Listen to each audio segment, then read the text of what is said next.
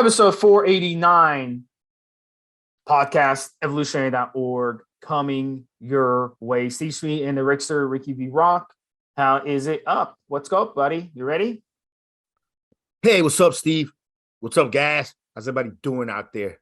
Good show. Let's get it going. This is going to be a Q&A, guys. Episode 49. Really fun topics ahead. Rick's going to have a lot of fun with these. I have a feeling. So the first one we're going to be doing, first topic is why are bodybuilders dying so much and will it continue? So Mobster and I have done several episodes on the hardcore talking about bodybuilders who have been dropping dead. One of the most recent episodes we did was about Cedric McMillan, who passed away. I think he was only 44 years old. And, we've done a bunch of guys like this that have been dropping dead. And it's really a shame that we're losing so many bodybuilders at such a young age. We got guys who are getting heart attacks in their 30s.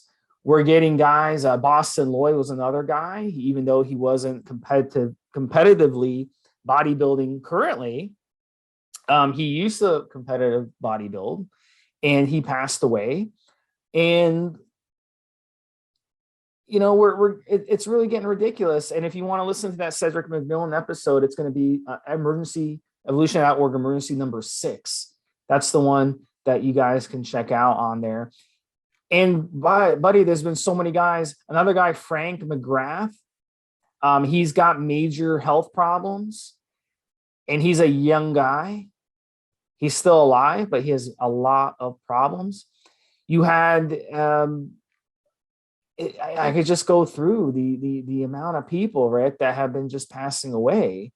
It's really, really getting ridiculous, the number of people, buddy. And Tom Prince, you had Tom Prince pass away. He had kidney problems for years. Bigger and leaner, bigger and leaner. You got to come in bigger. You got to come in leaner. You got to come in bigger. You got to come in more cut. That's what the judges are rewarding. That's why the bellies are out of control. That's why a lot of this is going on. And the new drugs, which I've researched this topic quite a lot. I interviewed Guru Amin Ali. You remember the Guru Amin Ali interview, right, Steve? Yep. And he at the time of the interview, that was about 6 deaths ago. I didn't mean to chuckle there, guys, but yeah, that interview was about 6 deaths ago. And in the interview, he attributed to the diuretics, and we went through how you can overdo the diuretics and get a fucking heart attack. But then after the interview, the Boston Lloyd happened and a few other things have happened. And I came to realize that, yeah, the dehydration, like Guru Amin Ali suggested on the podcast. Yeah, I mean, guys might be taking, it's always been happening. Guys have been getting dehydrated to step on stage since the 70s. And using, water pills and diuretics. That's been going on for a long time as well. But I think that guys are dehydrating more to get leaner. And a lot of the new lean, the harder, more shredded that we are seeing has a lot to do with the use of new drugs. I think as coaches, it's a problem all the way up from the top judges down to the coaches. And here's how. The judges are rewarding bigger and more cut, even with the bellies distended. The coaches are introducing and adding new different drugs that have only been around less than a decade, some of them, into regimens because maybe they improve the physique a little bit. Maybe they'll have a guy use a new experimental drug, new peptide, that's just going to just give him 1%, just shave off an additional 1 percentage point of his body fat on the day of competition. And they'll just try this new thing. Boston Lloyd, the reason why Boston Lloyd's death, I think, helped the community quite a bit is because Boston wasn't quiet about his problems.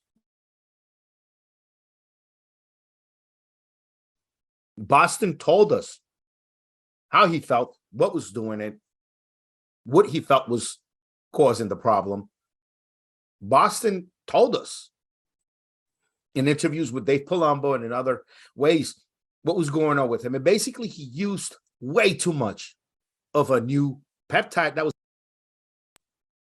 He experimented on himself, like many of us do, and he didn't quite understand, didn't quite keep a tab on the amount he was taking, and he feels as though that's what messed up his kidneys, and it was just no point of no return when his kidneys got messed up over it. I think that even though Boston was not just the biggest competitive guy, I think he gives us a glimpse into a much larger problem at the competitive level.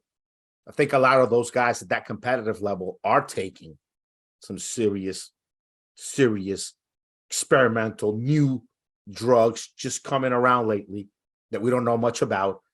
One test done by pharma on this one new peptide, and it shows a little bit of anabolism, it shows a little bit of fat burning, and now everybody wants to jump on it. Every research company wants to be the first to put it on the market. Every guru online wants to be the first to use it and talk about it and review this compound. And it's getting out of hand, man. And I think that's what, at least in Boston's Lloyd case, he really tracked it back to some new peptide he was using it and not the proper dosage and something much higher. And I think some bodybuilding coaches adding some of these new hard drugs, stronger drugs, new drugs into their competitors' bodies, getting good results, getting a guy to move up a few spots in just a matter of a few months. In his placing, those guys are going to get more clients, and those clients are going to be on those same drugs. And next thing you know, we'll have, which is what we're having now, bodybuilders using experimental drugs, coaches pushing them because it's competitive. You know, the coach that gets the most placings gets the most calls. The coach that's not placing people is not going to get the calls. And everybody knows who's coaching who and who's placing what. So the coaches that, obviously, if you're more willing to take chances with newer drugs or newer methods or higher dosing, and you get some winnings, you're going to continue to do that with the rest of your people. And if you're a coach who's maybe doing it traditional, you know, you learned your stuff in the 80s, 90s, you improved it a little bit in the 2000s, but you're not messing with these new stuff, you know, this GW and all of these peptides and new drugs and, you know, these things the last 10 years, last 20 years, not messing with it, you're not doing anything with it, then yeah, I mean, you might not place. Your guys might start to lose. You might not see guys at the podium. And coaches that are giving their guys the new shit, giving their guys the new drugs, using some of the new methods, some of the new dehydration protocols that go along with SOMs and peptides, those guys might be having guys up there placed. And then that's when your ethics come into question. You know, I'm losing here. My guys aren't doing as well as these other coaches guys that are coming in, you know, bigger and more shredded. Am I going to change my way of doing things? Am I going to incorporate new drugs that I wasn't telling my guys to do this 10 years ago, and I'm going to incorporate this even though we don't know the long term? Or am I going to fall by the wayside and not do as well as guys that are taking some of this new shit? And I think that's where it comes from, Steve. I think it comes a lot from the new shit, because guys have been dehydrating for ages. And again, it goes back to the coaches rewarding bigger, more cut with these huge bellies. Very, I wouldn't call them healthy looking at this point, individuals, and that's what they're rewarding. And the coaches are trying to please the judges, and the athlete, the bodybuilders, is caught in the middle of the judges and the coaches. What do you think, Steve? Look, at the end of the day, you don't see 80, 90-year-olds who are big and have a lot of mass on their body. I don't care if it's fat mass or muscle mass. You don't see that. You know, you don't live a long time when you're carrying around a lot of mass on your frame. You're going to reduce your life expectancy. So it's a combination of things. It's a combination of the organ strain from using all these drugs, these steroids, all the stuff that you're putting in your body. It's all stress. When you put something in your body, you're stressing your body out. So you continue to stress your kidneys, your heart, your liver, all this kind of it's a domino effect. And the more you do it, the more time you take off your life. So we see guys like Arnold Schwarzenegger who have used steroids. He even admitted he's used steroids, but he also used them smartly. He's also, as he's gotten older, trimmed down, changed his diet. He eats those fruits and vegetables that people think that they're not supposed to eat. He cut back a lot on meat. I've even seen things where he's stuck to more of a vegetarian diet as he's gotten older. So you see people who live the longest in the world, 95% to 100% of their diet is fruits and vegetables. And bodybuilder diets are the opposite. It's lots of protein, lots of meats, and all that basically is going to shorten your life. That's just how it goes. You're going to continue to see bodybuilders dropping dead.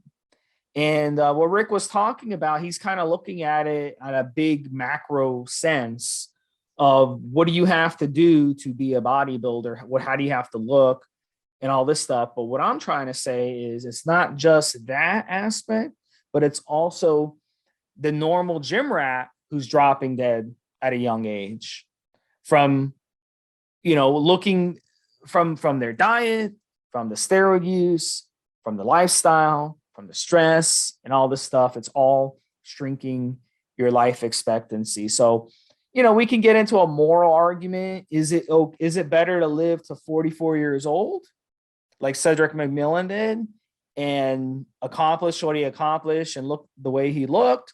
Or is it better to live to 85, and not ever, bodybuild or go on stage?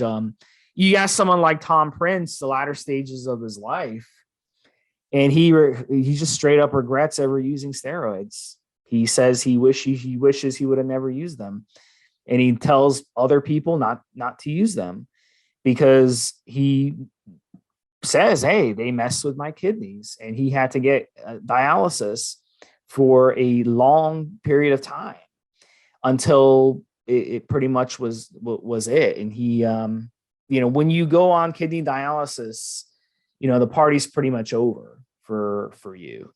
And any time that you live past that is a bonus. It's kind of like getting cancer.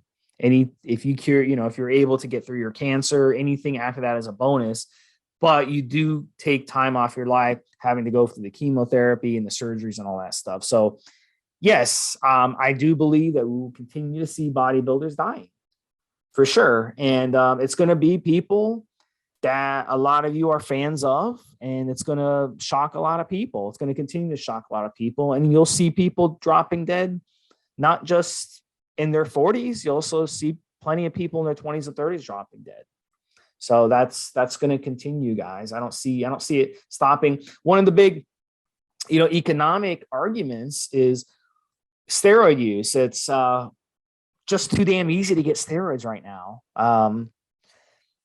A car payment can buy you a cycle, and it's not hard to go online and so cheap. So cheap now. Yeah. It's so cheap. Yeah. It used to be 20 years ago, 30 years ago, it would cost a big chunk of your $2,000, $3,000 for a decent cycle. Yeah. In the year 2004, 2005, for that day's money, you could spend $2,000 in that day's money to today. And today you could get that same cycle in today's money for about $600, $700. That's where it's at today, even with a curve from inflation. How do I know? Just quickly recalling maybe one or two orders somebody might have told me they made for their cycle, what they got. Back then it was Quality Vet, Brovel. It was all legitimate pharmaceutical grade or veterinary grade stuff. Yeah, $2,000, $2,000 in 2005, 2006, 2007 money. Today, $500-$700 gets you that same cycle in today's money. It's incredible. The price drop in steroids has been amazing. It's one of the reasons there's more people using them now, my opinion. If steroids weren't so easy to get, like if the only way you could get steroids was to actually go to a doctor and have them prescribed to you. I mean, that's a pipe dream, but I'm just saying people wouldn't be using as much steroids as they would. If steroids cost what the pharmaceutical companies want them to cost, and you have to go through a pharmaceutical company, then you wouldn't see people using them as much. Like Viagra, for example, if you go to your doctor and get a prescription for Viagra and it's not covered under your insurance, that shit's expensive as fuck. Someone was telling me that they had to spend like fucking $200-$300 for Viagra, for like a month's worth of Viagra. I was like, what? You can go on an underground source and buy Viagra right off their website, straight out of India, for fucking a dollar a pill. I mean, it's just incredible how cheap it is. So that's a big reason why guys are abusing steroids, because they're so damn cheap and so easy to get. It's not like it used to be. I remember I spent like $1,200 on a Primo cycle back like 15 years ago or 10 years ago. Now you can buy a Primo cycle for $300-$400, less than that. So, and it's easy as hell. So next one we're talking about. I've seen just to go back. I used to see Primo back in the day for as much as $25 for 100 milligram ampule of legitimate Primo, with the proper color rings, with the paper, everything checked out, made pharmaceutical company. $25, sometimes $29. You pay as much as $30-something for it, some people. Today, a bottle of Primo is going to cost you, what is it today, Steve? Like not about $10, not even $10 per 100 milligrams in some places. Nothing. It doesn't cost shit. It doesn't cost shit compared to what you're paying for your car payment, for your mortgage. It doesn't cost shit. I mean, let's be honest. Your car insurance even is in 2005 money. You could have spent $25 for 100 milligrams of Primo. Today, that same 100 milligrams of Primo in a multi-dose vial is going to run you $10 or something like that. In today's money, it's just crazy. All right. So next one we're talking about is what's more important, steroids or training. So Rick, I'll let you have first crack at this one. More important for what? For looking good or feeling good? If you're trying to have good libido, and energy and all that stuff, obviously doing cardio helps a good ton, but you don't need them steroids, man. If you want to have that ravenous libido, if you want to be up for the game, motivation, all that. Now, as far as looking good, you can look good just on working out alone. You don't even need steroids. Just working out. Oh, I should say working out alone. Working out and diets. Working out and diets together. You can look amazing, look incredible, never have to use any steroids. So if it's the way you're gonna feel, or you got to make better than natural gains, obviously the sauce. If it's just about looking good at performance, hey man, you could really get far, very far with diet and training. And I want to throw something in, Steve, because just to address something we said on the last point, and I wanted to throw it here when it comes to diet and training. Diet, you got to figure out what's the best diet for you, man. I really believe that us humans, we're all as different internally to digest different foods as we are outside. You might be in a family and your grandma could have had blue eyes, but your eyes are going to be brown. Your different people in the same family can have different ways that they digest food. There are and have been, and it's happened for thousands and thousands of years, pockets of humans where all they eat is meat, day in and day out. There's a good article that I read a while ago, and as Steve was talking about it earlier, I pulled it up. It's from Discovery Magazine, discovermagazine.com.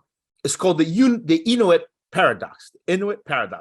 And it goes something like this. How can people who gorge on fat and rarely see vegetable be so healthy?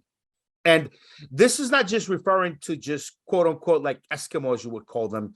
This is like far north than like indigenous people from Alaska, from Greenland, from Siberia, all of this area. There's no vegetables or growing seasons there. These people, some people lived their whole lives and died of old age, just eating nothing but meat, just meat.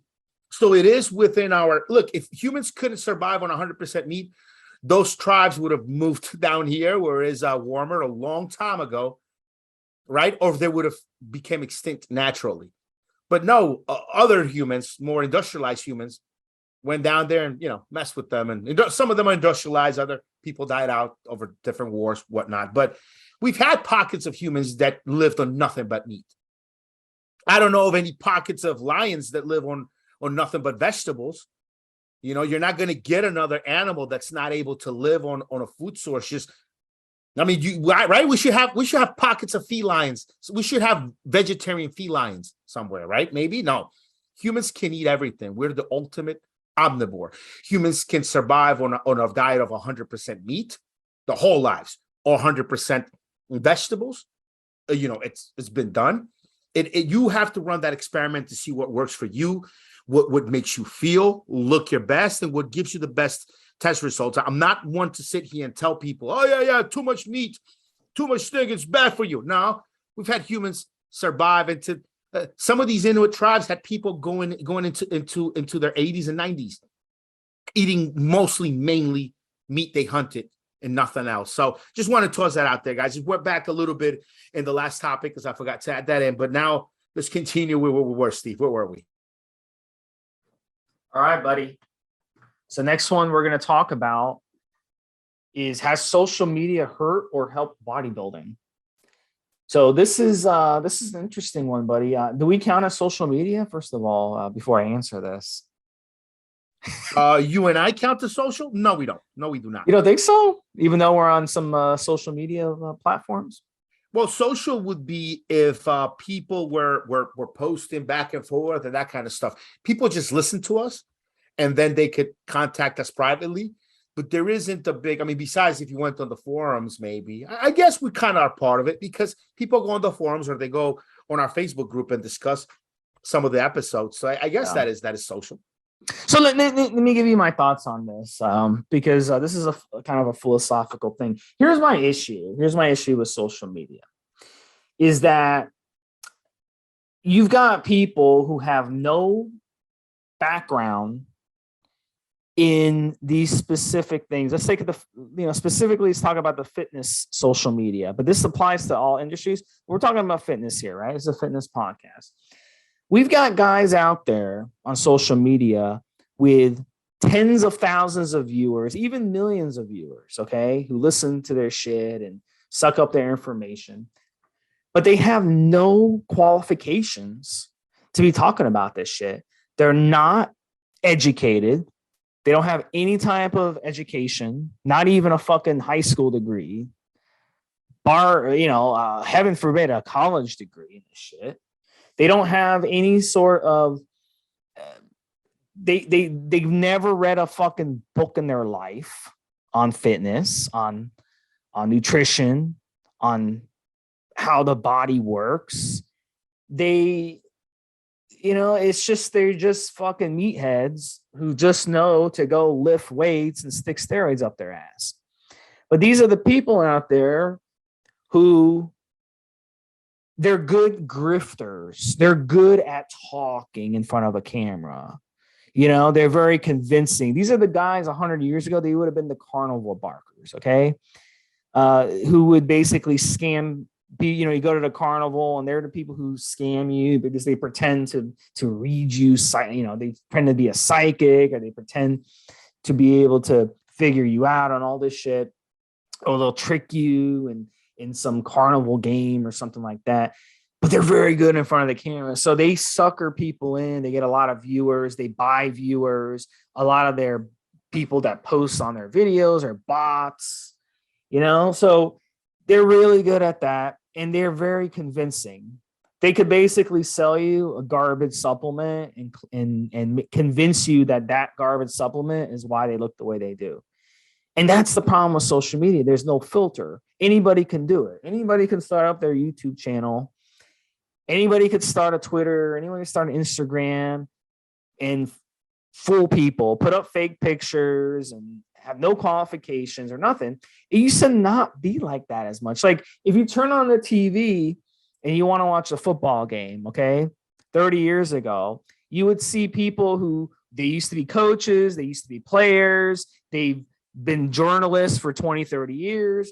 They have credentials to sit up there and talk about the sports. Now, anybody, you could have watched you could watch bodybuilding for 5 minutes and start up your own YouTube channel. There's no filter. You see what I'm saying? So that's the problem. But here's my follow-up to that. The people who have the most followers on social media in fitness, they're the biggest scammers, grifters, and full of shit people out there. Do you guys notice that? Like our podcast, we have a pretty good viewership, but we don't have millions of people like these other channels, but we're giving you good fucking information. I have qualifications. I have degrees in this shit. You know, I've read the studies. I've read books, you know, on this shit. I'm not pulling shit out of my ass telling you this.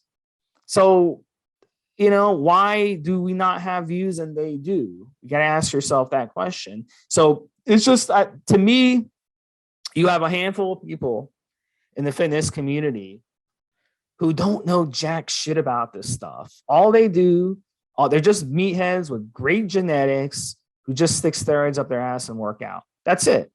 And those are the people with millions of views. So that's the problem in the fitness industry.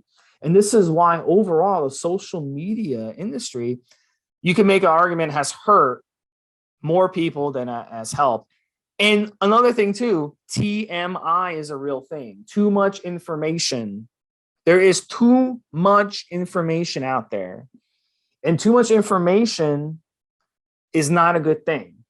When it comes to anything in life, it's not a good thing.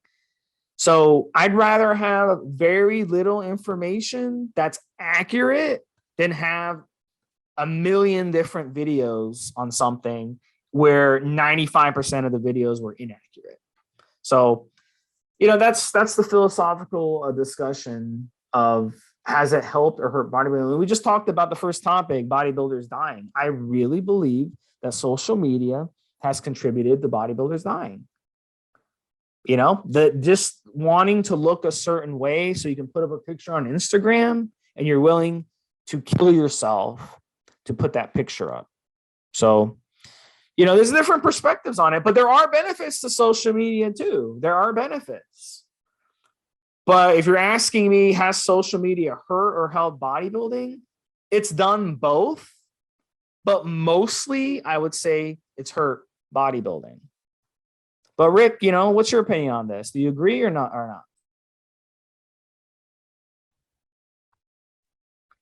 Well, let me ask you this.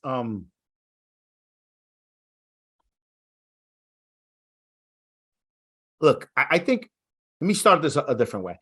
I think there are some good guys out there.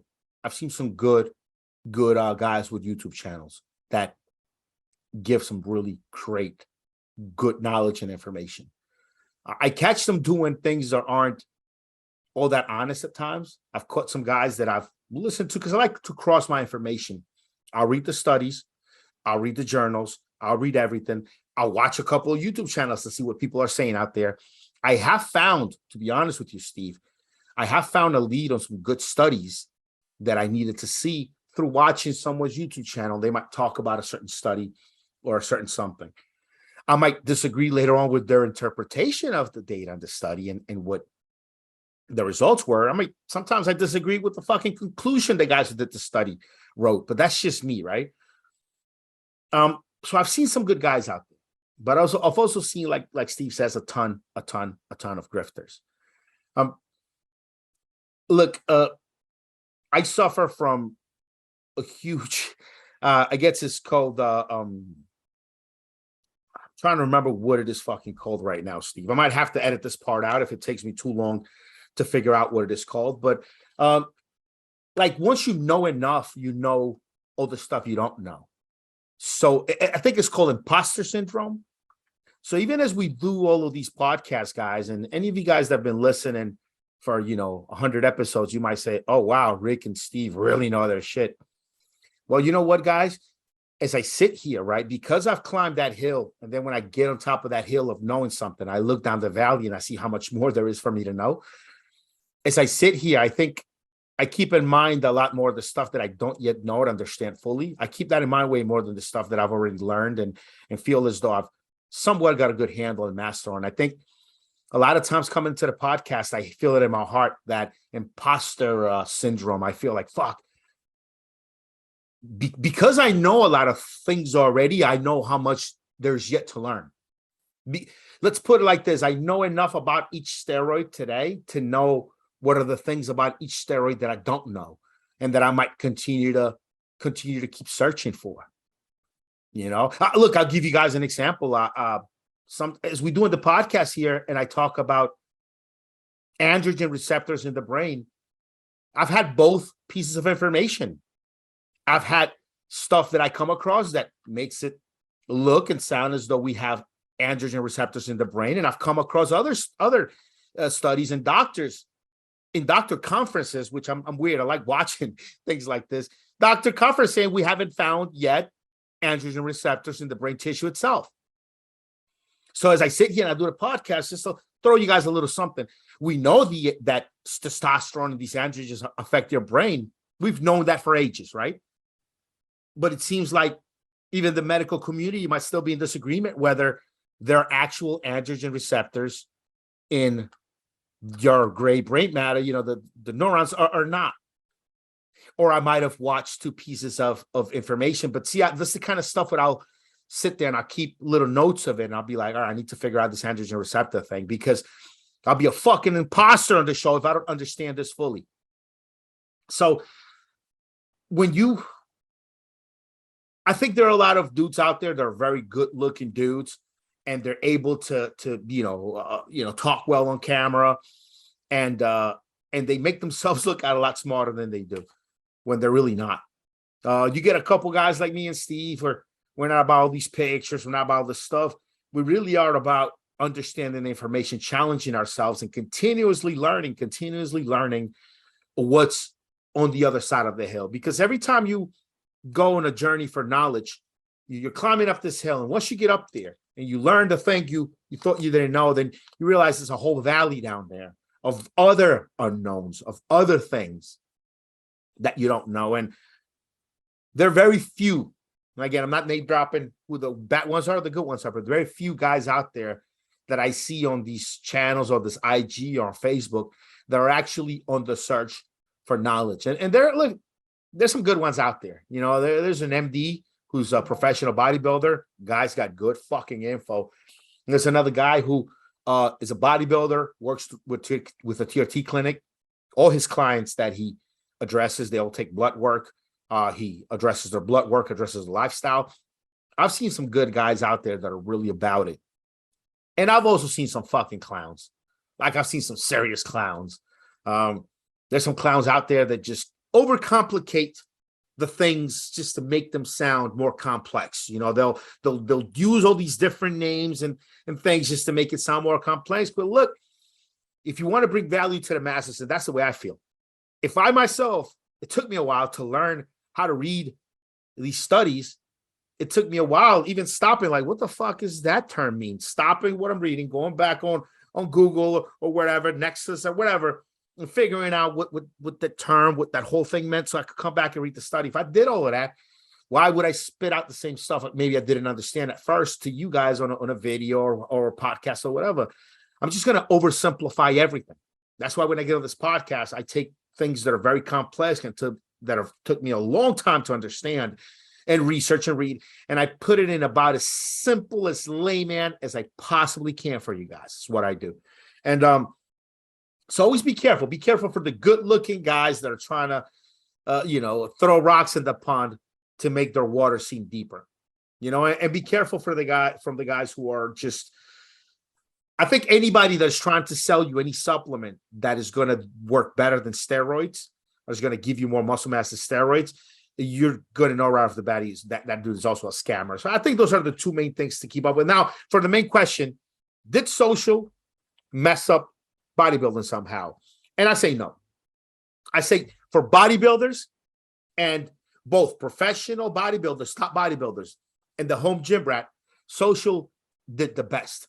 The top bodybuilders stopped needing to go through Weeder or to go through one of the main bodybuilding channels or one of the main magazines in order to monetize and make money. 30 years ago, in the 80s, 70s, 60s, I don't care what bodybuilder you were. If you were not in the Weider Mag publications, if you were not in the shows, you were nobody. You were fucking nobody. And nowadays, you can build your body, make a ton more money, make more money than Mr. Olympia building your body by having just a direct connection with the audience, with the people that want to see you and follow you, want to read what you write, want to see your muscles, want to train like you. You can have a direct connection to those folks. That's something that just was not available back in the day. So definitely a real important distinction to make. Social has opened it up so that this choke point, this bottleneck, this gatekeeper that you needed to go through in order to reach the public, which was the shows and publications, you can now forego that. You go around that shit and be bigger, make more money, and have more people following you because of your physique than you did if you went through the classic channels. And I think when it comes to social has allowed people to know and read and learn about bodybuilding on their phones. You know, you used to have to go to a gym or go somewhere or read something in pick something up from the library, at least the way I did it when I was young, read at the library to learn some of the same things that, look, we're trying to push into your phone every fucking day on this podcast. You know, what do we get? 4 notifications a week from us about the different shows we have here. So it's changed the game. I think it's made it better for everyone, mainly because all of the gatekeepers, all of the middleman platforms are removed between the guys that know how to get in shape and the guys that want to get in shape, the guys that look good and the guys that want to admire and follow after, the guys and girls that look good. And I guess at that point, you could also call Facebook and Instagram and call those platforms gatekeepers as well. But no, you kind of could just get on there and do your thing without ever having to talk to them. Yeah, it wouldn't have never been like that with Weider. So yeah, but it kind of is becoming like that, buddy, because you have a handful of guys who are dominating social media now, and the algorithms all lead back to them. So if you look up a video on weight training, for example, and then you check the videos that get suggested that come up on your feed, it's all guys getting 1 million views, 2 million views, and these guys don't know jack shit. I mean, a firefighter, a cop, a dentist, a doctor, a nurse, a teacher, any of these jobs, you have to, retest every 6 months, every year, every 2 years, whatever, to prove that you have knowledge about your profession, right? So why is it, a personal trainer has to pass a certification? Just a personal trainer at a fucking Planet Fitness has to pass a certification. So why are we not filtering out some of these people in social media who don't know jack shit? I mean, if you don't know the difference between glycogen and glucose, why are you giving nutritional advice? If you don't know the difference between white and red muscle fibers, why are you giving training advice? If you don't know the difference between testosterone propionate and testosterone cypionate, why are you giving steroid advice? It just doesn't make any sense. There has to be I think if you have like 500 followers, okay, that's one thing. But if you have 1 million followers and you get 1 million, tens of thousands, 100,000 views on your videos, you should have to prove that you know what the fuck you're talking about. Like we can't just let people spout misinformation and bad information out there who don't have any type of qualifications. It just doesn't make any sense. It'd be like going to a dentist who has no certifications. You're going to let the dentist drill into your tooth who doesn't have any type of education or any type of knowledge of what the fuck they're doing. It's just insanity to that. So that's my main issue, is that yes, there are a lot of knowledgeable people out there, but those aren't the people that have the most views. This is true. Some of the this is true. This is true. I mean, to Steve's point, it's like a third world country in Latin America where a leader takes power, right? And he promises, oh, there's going to be a democracy, there's going to be freedom. And then a month into power, he arrests everybody on the courts, throws him in jail, and he puts his own cronies, and then he changes the constitution to make him run for kind of like what the guy in El Salvador did in El Salvador. He did the same thing. It's the same thing because they get on social media, and at first they're spitting out this good information, they're citing things, and then once they get a bunch of followers, then they get lazy. Then they start spouting, bad information and misinformation, and you know what it is. You know what it is, Steve. You know what it is, Steve. One thing too, and I know where your frustration comes from.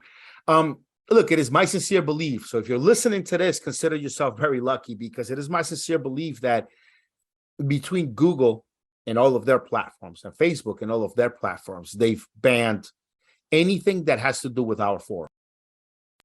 The forums that we hang out at, Elite Fitness was founded as a steroid forum in 1996. Evolutionary.org has been a steroid forum since 2009. Both of these platforms have been around for, if you combine them together, something like 40 something years. If you combine them together, running together concurrently, you could just do the math, right? Google and Facebook, they've had real humans come in and see what the sites are, and they realize these guys, this is where all the meatheads are. These guys are sharing info with each other about how to get bigger and fat, and I think they're shadow banning the fuck out of everything we do, bro. We've done Instagram content with just beautiful models that we went and got. We've done YouTube content. We release on YouTube 4 or 5 episodes a week, videos. We're really pushing out the content. The content is incredible. People love it. Somehow it just seems we don't get a lot of traction. Look, guys, our YouTube videos only get the views that we send the YouTube videos from the forums that we're at. YouTube is not putting our content up in front of everyone. And it's crazy, Steve, because I've seen us do some incredible content that people love, and that content doesn't get up there in the search rankings. And then there's some fluffy bullshit ass content that really makes it up there. And I really believe that because of the age of the forums and how easy it is to connect, if we're on the forums and we put up the links to the YouTube channel where our content went up, YouTube can see where the traffic's coming from. I think we've been really nasty shadow banned, which has kept us from getting any traction on IG. Look, our podcast doesn't even come up as a suggested podcast on iTunes when you search for steroid terms, but other bullshit ass podcasts that are not attached to the forums do. It's been real crazy like that, and I see the frustration that Steve has. I've shared this frustration, but really I've just buried my head down and just get on to doing the work. And I just feel like that's why the guys that do listen to us, that's why the guys that actually make it past the first or second page of researching on Google, that make it past the bullshit, they get to us and they find us. And when they find us, they always say, how come you guys aren't bigger? Why isn't everybody taking steroids listening to you guys right now? And the answer is we've been, my opinion, heavily shadow banned and penalized across all the platforms. Why us and not anybody else? Because we've probably been doing it the longest. We probably earned this this shadow banning ages ago. And when the platforms changed their attitude a little bit towards bodybuilding to allow some of the fresher steroid content and all that to come in, we had already been banned. A lot of the big channels and everything that are coming along now, they started after we started to get fucked with on social, and our channels get a banned, and new channel that we put up that didn't get any traction. All these things started happening. So if you're listening to us today, guys, you are that select few that actually researches and finds the answers, digs deep, because you're not going to find us from 1 or 2 Google searches. You're not going to find us being offered on your podcast platform. You're not going to find us on your feed on Facebook. You're going to have to fucking search, or you're going to have a buddy. That's how most of you guys listening today, I know, because I speak to you. That's how you know about my brand, and that's how you know about this podcast. A buddy told you about it. Word of mouth. And that's another thing, guys. If you guys would like to help us stick around, would like to help us continue to do this podcast, you got to take it among yourself, man. Upon your shoulders, you got to take this. Take a link to our podcast, copy it from your app, send it to your buddies, text it to your friends, let them know about the podcast, let them know about the YouTube links. Help us out. Help us go across and over and around the platforms. you help us grow. Please, guys, if each one of you out there listening right now told one friend about the podcast, one friend that you knew needed this podcast, and you turned them on to it, you literally could help us double the size of our readership.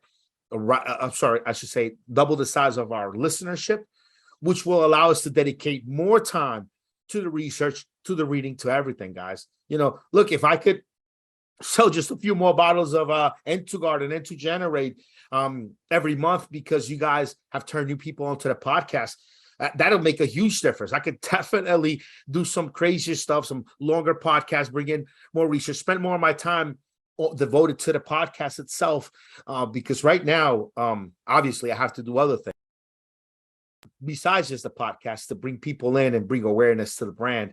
Because, man, look, man, we do these episodes, we do it all the time, and it's just for years. Steve and I have been doing this podcast now. We started the podcast in 2014. I joined it in 2018, and we're in 2022 now, 4 years later. And it's obvious. It's very obvious across the platforms how we don't get suggested, we don't get traction, we don't get that social viral burn that a lot of the newer things are getting. And I think it's got a lot to do with what I said, in my opinion. So we need your help, guys. Tell everyone about the forums, evolutionary.org, elitefitness.com. Tell everyone about a podcast. Drop a link to it wherever you're listening. Tell everyone you can about my supplement line, please. Needtobuildmuscle.com. You know, let the bros know they need their liver support. Let the bros know what they need if their nuts are shrinking. You know, please come through with the help, guys. Really, really appreciate it. All right, so let's go to the next topic. The next topic is going to be declining test levels in my 40s. This is a very good question. So blood work, very, very important. Getting blood work done. If you are in the United States, when you get blood work done, you get tested for your total testosterone levels. The range of normal testosterone levels for a male is somewhere between 300 to 800 or 900 nanograms per deciliter. In other countries, you know, Europe, you guys have different units of measurements, so you can calculate that. But we're seeing a trend, obviously. I talked to a lot of my clients about this, and I have to, explain this over and over and over again. And when I do, people understand it. Listen, at the end of the day, our environment, the food we eat, the water we drink, all this, the stress on our body from all that stuff, but also the mental stress that we put ourselves through in modern society that our ancestors never had to worry about. Our ancestors were worried about shelter and food and finding and treating and getting clean water. Now we worry about shit like, oh, I had a bad day at work, or money, or, dumb shit. Oh, my neighbor just got a nicer car than me, so I got to get a nicer car and work another job or work more hours. We worry about stupid shit like that. And what ends up happening is our bodies are under a lot of stress, and our testosterone levels start dropping at a younger age than our ancestors, than 2-3 generations ago. So it's just a combination of factors, and has to do with the amount of food that we're eating and so many different factors. So we're seeing guys in their 30s who have low testosterone levels. And when you have low testosterone levels, it can affect your sex life. It can affect the amount of muscle you put on. It can affect your ability to burn excess fat. It can affect your mood. It can affect your performance, your mental performance, your focus, a lot of different things. So what do you do in your 40s if you get tested and you got low testosterone levels? Well, for a lot of you, you may have to just elect to go ahead and go on testosterone replacement therapy, which is going to mean you're going to be injecting testosterone into your body for the rest of your life. And that usually means once a week, you inject somewhere around 100 to 125 milligrams a week of testosterone. So you can either go through an endocrinologist. You can go to an anti-aging clinic. Anti-aging clinic are grifters. A lot of them are grifters. They're going to try to give you a lot more stuff than you need. They're going to try to make money off of you. They're businessmen. They're not actual doctors that you're going to be dealing with. So they don't have your interest that hard. They have their own bank account interest that hard. But it is very easy to go to an anti-aging clinic and get a script. Or you can do self-TRT on your own, where you just order the steroids on your own and do it on your own. So at the end of the day, if you want my opinion, I think people should exhaust every ounce of ability to get your testosterone levels up by changing your lifestyle, eating better, and reducing stress and all that good stuff. But at the end of the day, through no fault of your own, going through that, and then you can run Rick's product too, N2 Generate, which is a great product for boosting your testosterone levels naturally. But at the end of the day, it may not be enough. And you may elect to run TRT and take Rick's product, N2 Generate, on top of it and feel really, really good and be able to burn more fat, gain more muscle, gain more strength, have a better libido, have better erections and all that good stuff, and feel younger again. So that's a decision that you're going to have to really, really think about, because once you go TRT, you're likely never going to be able to go back. So once you exhaust everything, you have my blessing to go on TRT. But please exhaust all remedies first. You know, if you eat pizza and drink soda and stress out every day about money and stress out every day about your job and just you're over leveraged, which a lot of people are, you have to have a huge ass house and 2-3 cars and a boat and 3 kids and a trophy wife who you give your credit card to and goes shopping. You know, it happens all the time across suburban America, every freaking day. And then the guy gets depressed and stressed. And of course, your testosterone levels are going to drop. So, but like joking aside, look, and in most of these cases, Rick, it's of no fault of the person. It's not your fault that you grew up eating cereal and milk every day for breakfast. It's not your fault you grew up drinking shitty ass water and your parents gave you soda. It's not your fault you grew up next to a coal mine. It's not your fault you grew next to a mill, you know, that polluted the air and polluted the water and the stream next to your house and the soil. So a lot of times, look, it's not your fault. So you'll never find me blaming the victim. So at the end of the day, if it's going to make you feel better to go on TRT, you have my blessing. So that's something that's we're seeing a huge trend of that.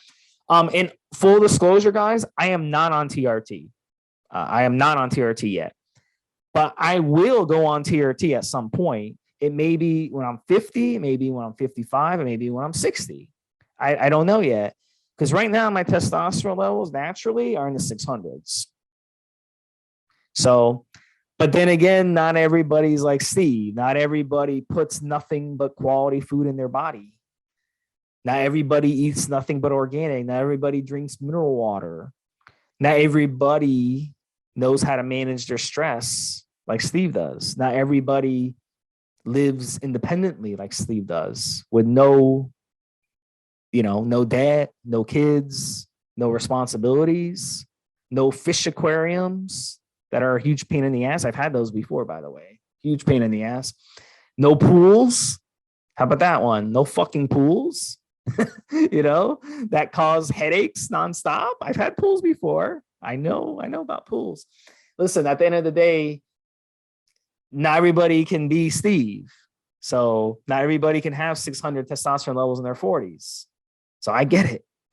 But at some point, I will go on TRT at some point. I don't know when. So if your testosterone levels are no, like I said, you have my blessing as long as you exhaust all your issues. Rick, we don't have much time. Do you want us to talk about this one, or should we move on to the next topic?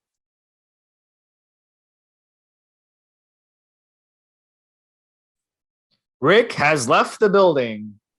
I'm here. The mute button wasn't working. Look, test levels decline as we get older. I'll just take one little short thing at it. There's definitely environmental things, there are lifestyle things, there's all of that. But look, at the end of the day, in our DNA, all animal cells of all different species in our DNA, we have telomeres, which we already know that's sort of, it's part of the timing mechanism. All life forms are on a timer. That is why, even though we share pretty identical animal cells with, besides the DNA that's inside, right, with birds and horses and dogs and chickens and elephants, we all have different life expectancies. We all are supposed to live, reproduce, and then die. We're supposed to be born, reproduce, and die at a certain time. And the timing is always the same for the species, because every species needs to have a consistency in mates and cycles of life.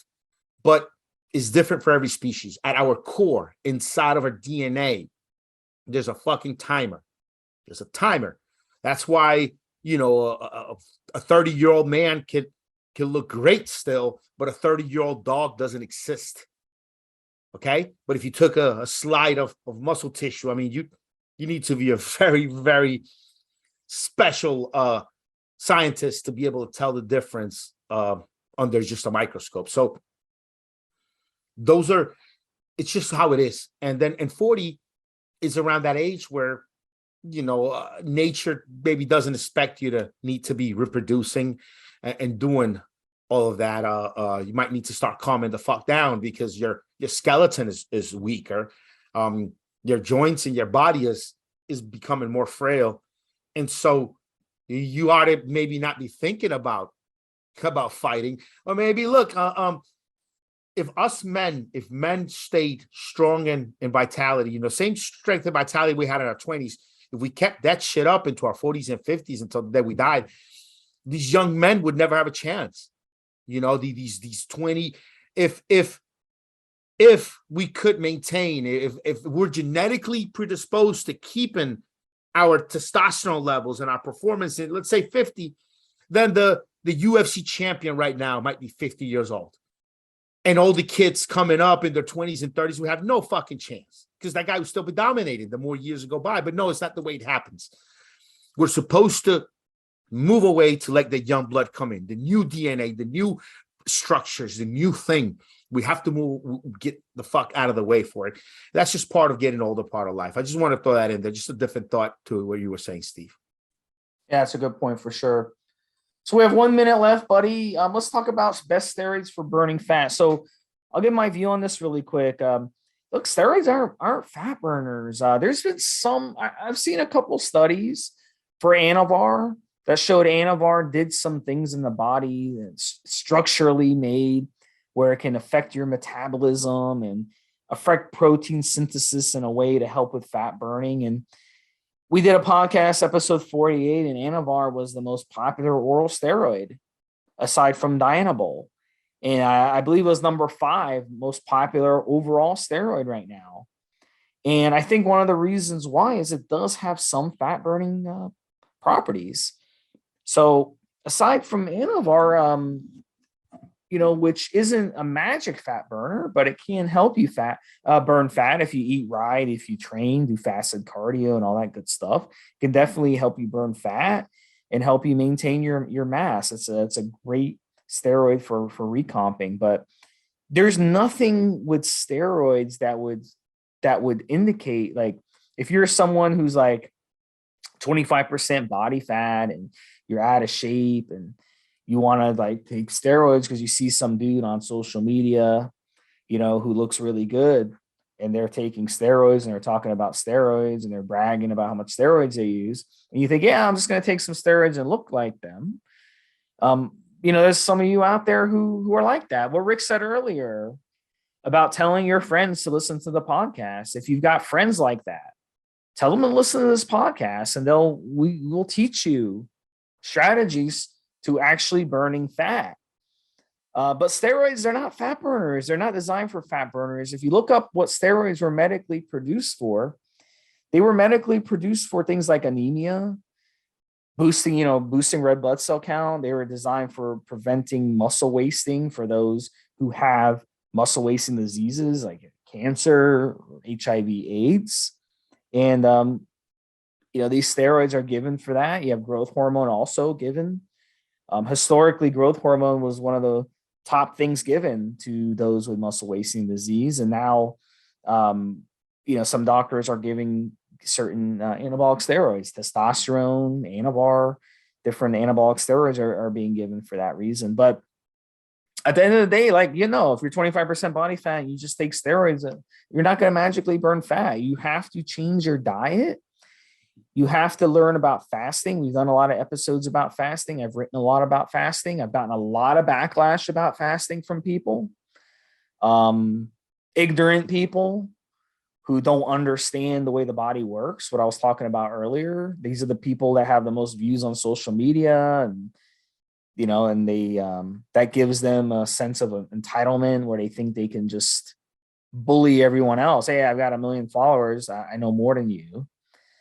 That's a perfect example. But, these are the things we talk about on this podcast that are going to help you lose body fat. So definitely look up those episodes where we talk about fasting and we talked about some of the fat burning properties. But yeah, it's just not going to work. And if you don't believe me, go ahead and order some steroids. If you're 25% body fat, go ahead and order steroids and try it on your own. You'll notice that you'll be disappointed with the results that you get on it. So I always tell people, lose the fat first, then use the steroids. This way you can take so much better advantage of the steroids you're using. So Rick, we have a minute left. You want to do some final thoughts? Steroids don't help lose body fat, man. At best, they can help you maintain muscle mass while you're burning the fat. Look, steroids can, I guess, make you burn more calories, and the additional muscle mass makes you burn more calories. So indirectly, they do help more caloric burning, but directly, they're not. It's not something like GW that is there at the moment, to get you to burn body fat. No, it's steroids mainly will help you maintain your muscle mass while you burn body fat. And yes, fasting, the number one way to keep lean, keep tight, it's just the fasting, guys. I mean, you can do the cycle of overeating, undereating, but really at the end of the day, fasting is where it's really at. Great show. Hope you guys learned a lot from this one, episode 489. We'll talk to you guys next week with a new Q&A. Keep the questions coming. Have a good one, Steve. Have a good one, guys.